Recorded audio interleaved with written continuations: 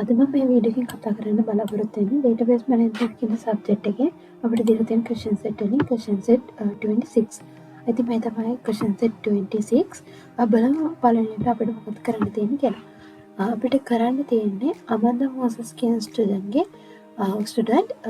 Subject එකකට first term එකේදී ගත්ත ලකුණු වල එකතු හොයන්න. ඉතින් අපිට මේකට කොහොමද query ලියාගන්නේ කියලා බලමු. ඇති අපිට මේකට සම් කියන කීවර්ඩ් එක පමණයි පාවිච්චි කරන්නේ සහ ඉන්න ජොයින් පාවිච්චි කරලා ටේබල්ස් එක කනෙක්ට් කරගන්නවා.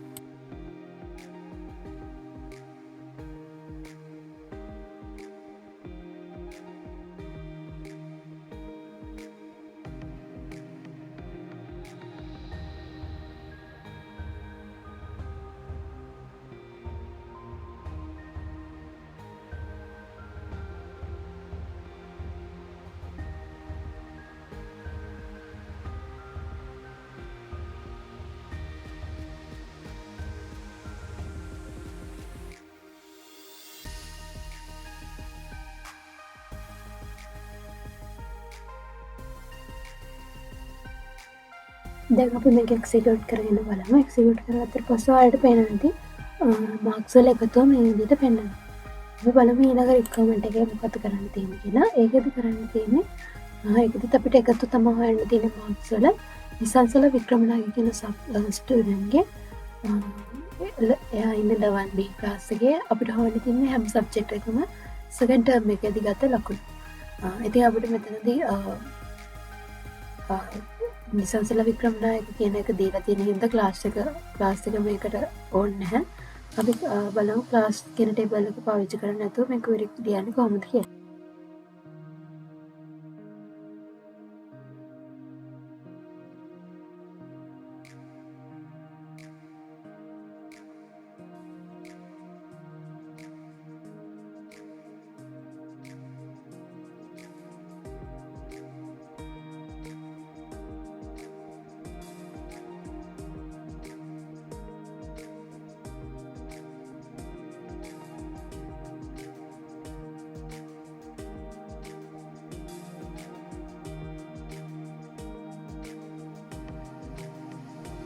අපි දැන් මේක එක්සිකියුට් කරගෙන බලමු.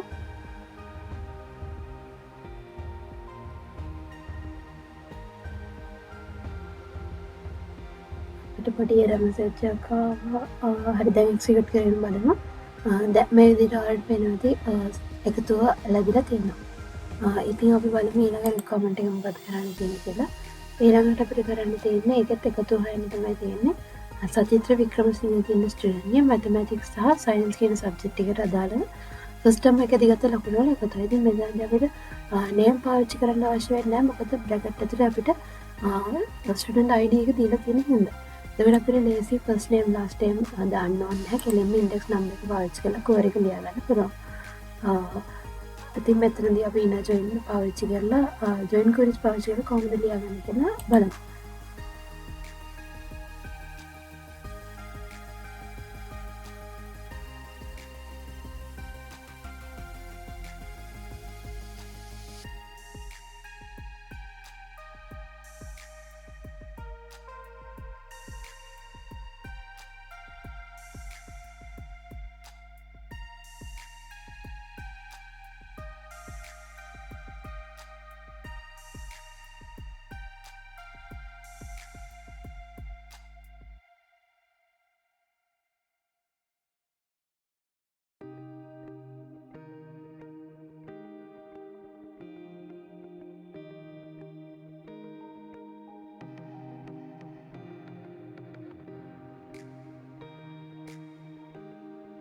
අපිට මෙතනදී පුළුවන් සබ්ජෙක්ට් දෙකක් තියෙන නිසා සබ්ජෙක්ට් නේම් කියන එකට ඉන් එකක් දාලා අපිට පුළුවන් බ්‍රැකට් ඇතුලේ සබ්ජෙක්ට් නේම් දෙකම ලියන්න. සහ අපිට පුළුවන් ඉන් එක පාවිච්චි කරන්නේ නැතුව ඕ කියන කීවර්ඩ් එක පාවිච්චි කරන්න. ඉතින් මේ දෙකම ආන්සර් එක ලැබෙනවා. දැන් මේක එක්සිකියුට් කරගත්තට පස්සේ ඔයාලට පේනවා මේ විදිහට ආන්සර් එක ලැබිලා තියෙනවා. අපි දැන් බලමු ඊළඟට මොකද කරන්න තියෙන්නේ කියලා. අපිට අවසානයේට කරන්න තියෙන්නේ ඒකත් මාක්සල එකතු තම හොයන්ට තියන්නේ ඕල් ස්ටඩන්ස්ලා 11B කාස් එකේ ස්ටඩන්ස්ලා සබ්ජෙට් එක මැතමැතික් සබ්ජෙට් එක එක්සම් ටර්ම එක සයන්ස්. ඉතින් අපි බලම එකතු කොමද මේක ගන්න කියලා කෝරගලයා ගන්න කියලා.